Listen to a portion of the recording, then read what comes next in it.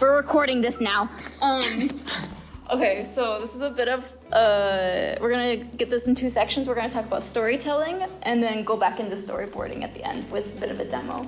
But just a quick definition of what storytelling is. Storytelling is the craft of conveying a narrative that engages, informs, or emotionally moves an audience. Yeah, I know you guys wanted that. Some elements of good storytelling, we'll tell you.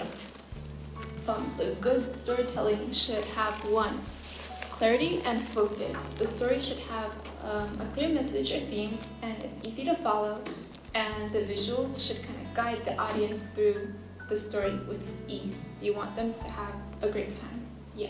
What if I want to leave the story up to interpretation or surreal? Don't worry, we get into that later. Yeah. Don't worry.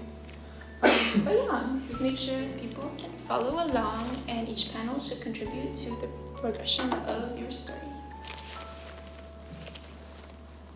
All right, and a good thing to have is kind of like a character-driven arc that ensures the character-driven stories progress over, and characters make choices. Things don't just happen to them, so these characters aren't physically making these choices in the stories, and that kind of helps move the story more along.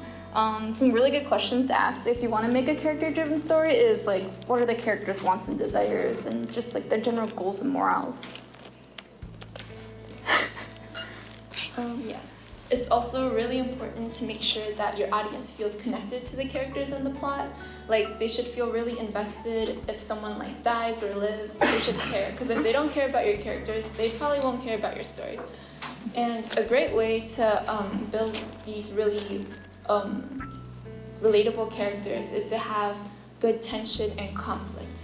And when you think about conflict, you should have obstacles, but you should have meaningful obstacles.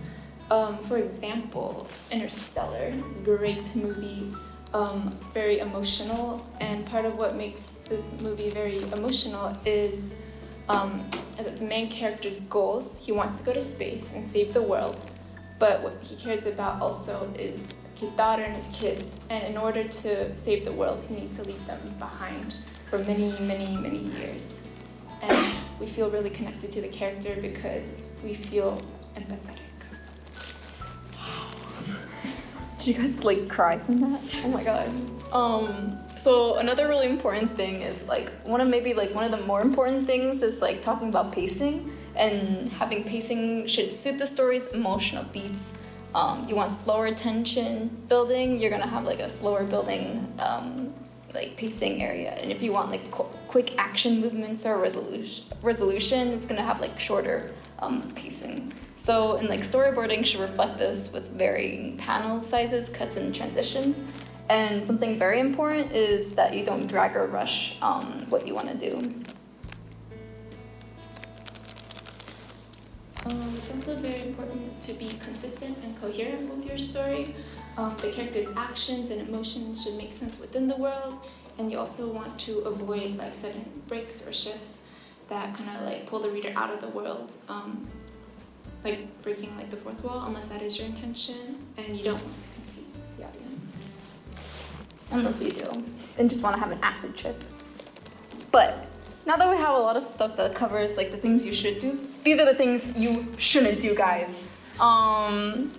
So just to go over like basic stuff, confusing or overcomplicated plots. When making a plot hard to follow, Sophia talked about this, but like viewers will lose interest. They'll lose interest fast if they can't keep up with it. But if that's what you want, good for you. In storyboarding, unclear shots or transitions or poor sequencing can confuse the audience too, because we're babies.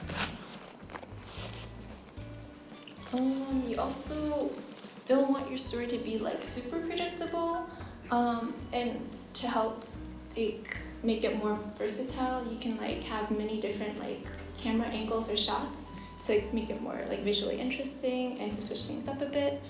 But also if you're going for like a cult classic look and you want to do something like that has been done before, it's like important to look at other works that have been like previously done, like other artists, other like writers or directors, to get inspiration for how they have been done and like what you like and don't like from those. But yeah, do some research. Stealing is okay. It is kind of good actually to like look at what you like and what you don't like to figure out what you want your look to be like. And if you want like story structure, it's okay to like follow like a classic story structure. Like it's a great base, but like the hero's journey or like the beat sheets. But it's also important to like set your story apart. So if you want to like not follow that mold and just use the story structure as a base, you can like kind of like study that and then like branch off and create your own thing. And yes, same thing with tropes. Tropes are, you can take ones that you like as like a base and then make it your own. Yes. Alright. Another thing with like kind of like over like detailing everything, creating like inconsistent visual language is something that can not be good for the viewers, but like mismatched visual and story tone creates a lot of dissonance. So like light visuals in a dark story. But we do have an example here like that kind of like doesn't follow that rule, and you can like with any of these like don'ts, like if you know how to break these rules in the first place, you can, if you know how to use these rules and know how they don't work, you can break them. And in this example in Midsummer, it does it really well because it's a very day-focused movie, but it is a horror movie, so it kind of makes it like very, very unsettling.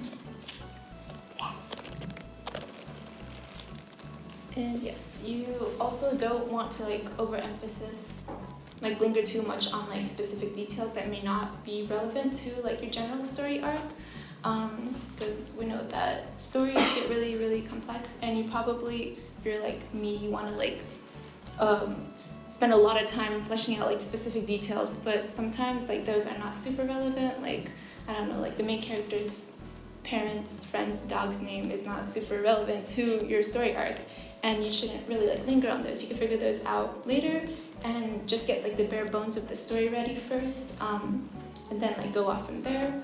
Also, visual clutter can be like distracting to like a story's focus if you are creating a storyboard, so it's good to keep it like simple and just kind of focus on like the key actions that's going on, and then you can get really detailed later.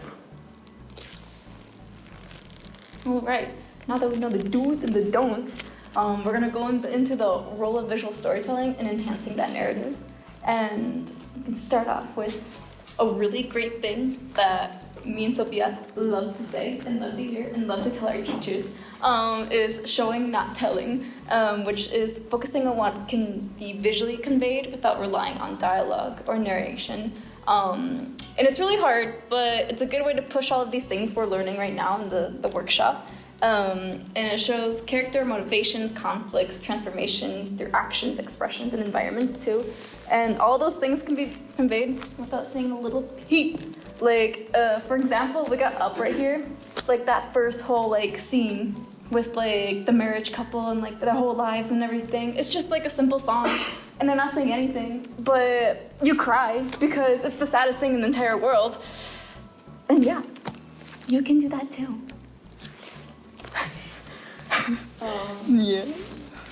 Yeah, and also visual metaphors and symbolism is also really good if you want to be fancy and like sprinkle that around your story, using like shapes, colors, and framing to symbolize like these different underlying themes that you want. For example, we have our love or isolation, and kind of like focus on how you want to visualize that in your story.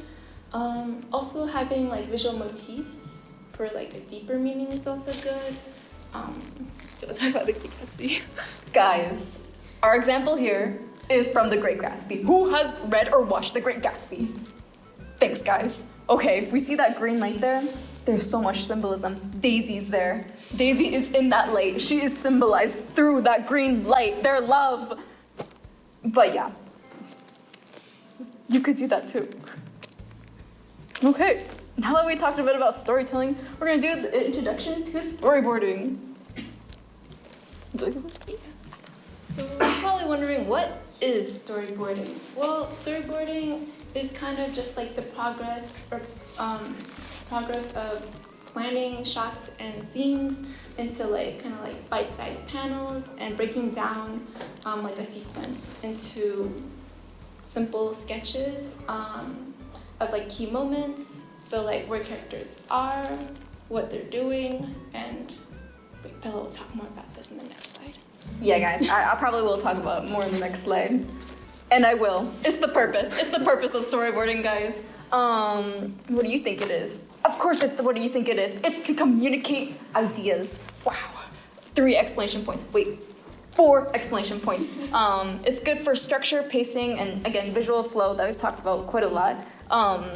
But overall, it kind of like in like an industry like perspective, it provides a lot of pre-visualization for scenes before production. So this is like for final production could look like, and it's easy to fix if that's not what they want for production. So it's also helpful to like give like the storyboard for the writers or the animators. Yes. And there's Gravity Falls, being Gravity Falls. Okay. Yeah. Here's another example of that. We have Louis Zong, Bay. If no one knows him, look him up. He's a lovely, great artist. I love him with my entire life. But he worked a bit on We Bare Bears as a storyboarder, and so here's one of the scenes he drew out for We Bare Bears for one of their episodes, and it's kind of like, it's delicious. Look at it. You can like get everything visually through this storyboard of like the bears dancing, learning how to dance, and having a good time bumping around. Yeah, guys, get ready. Now we're gonna jump into the key elements of storyboarding. Firstly, we're gonna talk about shot composition, which is basically like how you lay things out in the frame to make it look more dynamic or more like engaging. We got a couple of examples here. The first one, as you can see, it's like all shot from like one angle. It's like straight on. And it kind of conveys like the same sort of information. You're not really getting anything new. You're not really getting any specific, like, you're not really getting like an atmosphere from this. On the second row, you can see just by switching up the angle slightly, like you're looking up at a character, it kind of gives them a bit more power or like dominance. It kind of switches up that like dynamic a bit.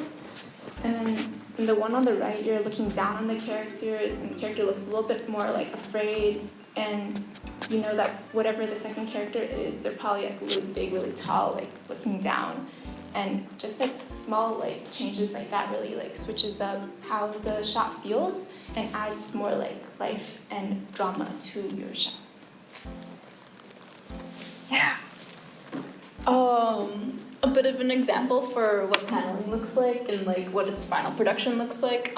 We got the new Puss in Boots up here, and it's storyboard on the side. So not all storyboards are animated. Most storyboards can come in like paper form, just like straight up like digital art form. So we'll talk a bit more about that and how after a demo you guys can do that too. But in Puss in Boots, you can see on the left like big boom explosion, and Puss is like, oh my god, like turning around, freaking out, like what's happening, like he's scared.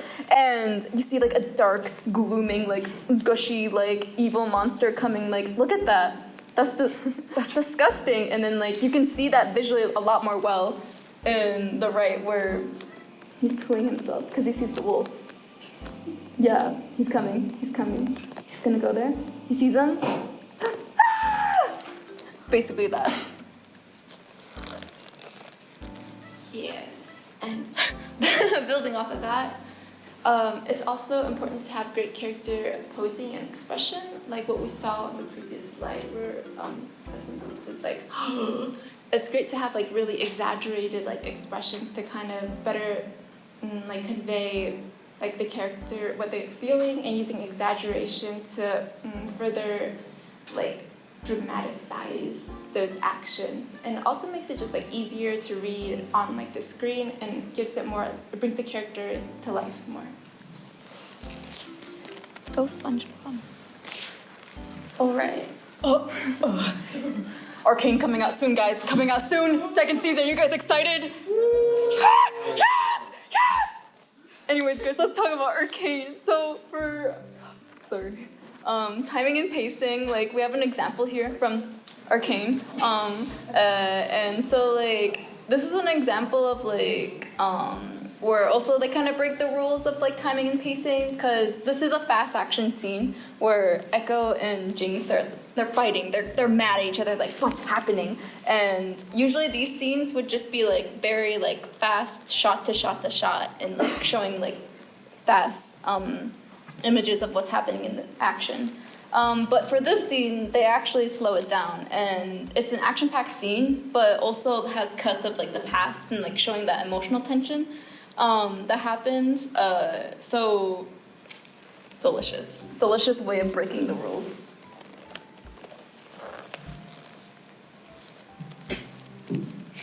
Is this thing on? Yes. So now we're gonna talk about some sketching techniques and how exactly are you gonna make your storyboard. So you can like just keep it pretty like simple, just a couple of sketches, and like grayscale is fine too. I know some storyboards are really crazy, like the Arcane storyboards. I don't know if you guys have seen it, but they're like fully fleshed out. Like every like detail is like drawn, and they're like really working themselves. But for us, we can just use like a really simple like stick figures are fine. Just like know where characters are. Just color code them is really helpful if you have multiple characters and you want to like keep track of like who's on screen, and if you're handing it off to someone else, it's also easier for them to like kind of see who's sitting where and what's going on. But yes, just prioritize clarity and like just readability over like detail is what I would say. Yeah. And one more thing about that is like with clarity, you can also use your own words in writing. Like you can sketch down like a lot of storyboards will have like arrows where they're moving, because you don't want to animate where they're moving. You can just show them where they're moving, or you can just like write what things are going to look like in the future, like on like the corners. I know a lot of storyboards do that. Oh, or dialogue too. Or dialogue too. Dialogues, yes. Okay, so that's the end of the storyboard storytelling workshop. A beautiful thing. Does anyone have any questions about that stuff? Yes. What platform do you make this? We're gonna get. Don't worry, we got you. The next couple of slides somewhere in here. The next. Literally so soon. Really soon. Yes.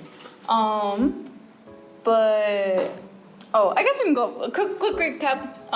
When we're doing our storyboards today, after the demo, just think about these 4 things, guys. Clarity. Is the story easy to follow? Consistency. Are the characters and setting consistent? Engagement. Does the storyboard capture the audience's attention? Are you guys still here? Are you guys still listening? Iteration. Remember, first sketches won't be best, but iteration is key. And now we have a bit of a demo. This is kind of warped around Adobe Animate, which everyone has access to as a UMich student, and that's why we kind of picked Adobe Animate. But we can go real quick to this slide that answers your question. Some storyboarding softwares, professionals I know use Adobe Animate, so that's kind of why we're going over that one today. But there's also Adobe Storyboard that's also used in the industry, Toon Boom Storyboard Pro, Procreate people use, I've used, sticky notes, paper, pencil. Like a lot of people in the industry still use paper and pencil to storyboard a lot of their illustrations, and kind of just getting their ideas to whatever they're trying to convey. And all of these things that are listed you can use for your storyboards after the demo today. Yeah, anything and everything.